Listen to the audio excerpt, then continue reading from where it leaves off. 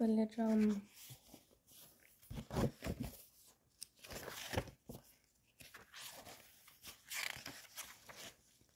Denizin bir bulunmada bir top şadıman balıklar yaşaydıkken.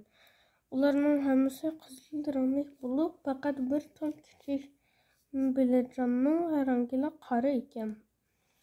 Hammasi uni qora Bilejon deb chaqirar. Qora Bilejon xuddi midya qullusining qipidek qop-qora ekan. Bir kuni bek qo'rqinchli va qo'rsqi bek ichib ketgan bir tikanbosh biliq to'lqinlarni yerib shiddat bilan uzib kelgunicha qizil Bilejonlarni bir yalmoqlab yutyapti. Hilmi yaxshi bechora qora Bilejon qichib ketadipti. Qora Bilejon chaqqan ekan-da. Sen ekan-da. O denizning chunqur bir yeriga qichib berilib ham qo'rqibdi. Ham o'zini bek yolg'iz his qilibdi. Bechora qora Bilejon. Asta-asta u deniz ostidagi turli-tuman jonliqlarga diqqat qilishga boshlabdi. U deniz ostida uzib yurib o'zini xeyli xushal his qilibdi. Deniz ostidagi meduzlar bir ranglik meva o'yutmasiga o'xshaydi ekan. Cho'ngroq bo'lsa, deniz ostida yuradigan bir cho'ng mashina o'xshaydi ekan. Mashinaga o'xshaydi ekan. Sizdan mana falan o'qimayli. Uni tarjima qilish unutib qolibman. Ha. Deniz yosunlari xuddi nova toshlaridan o'sib chiqqandek ko'rinadi ekan. Vah, yilon baliqning quyruqi shunchalik uzun ekanki, quyruqining zodi qanchalik uzunligini u o'zimi uqmaydi ekan.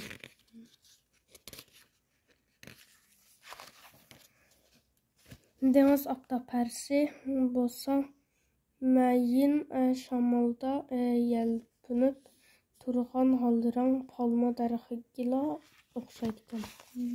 Ajab, hamma narsa bir narsaga o'xshaydi ekan. O'sha qora Bilejonchu o'sha narsaga o'xshaydi. Madem bir palma daraxiga o'xshaydi ekan debchi. Bir kuni u o'ziga o'xshash bir top qizil Bilejonlarni ko'ribdi. Ular hiliqay qo'rqinchli tikanbosh biliqdan qo'rqib qochib yurgan biliqlar ekan. Deniz o'tlarining va hatto toshlarning oralariga mo'kkivag'an ekan. Qora Bilejon ularni ko'rib bekmi xushal bo'lib ketibdi. Ular bek quvib ketibdi ekan. Tilinglar birga uzib o'ynayli, hamma yerni ko'rayli, debdi qora Bilejon. Yo'q, bo'lmaydi. Cho'ng biliqlar bizni yeb ketadi, debdi qizil Bilejonlar. Biroq sizlar bu yerda mo'kinib turaveramsizlar. Biz bu yerdan chiqishimiz amal topib yana uyimizga qaytib ketishimiz kerak, debdi. Qizil Bilejonlar qanday qilib uyiga qaytib ketishini o'ylabmi baxmagan ekan. Qora Bilejon o'ylabdi.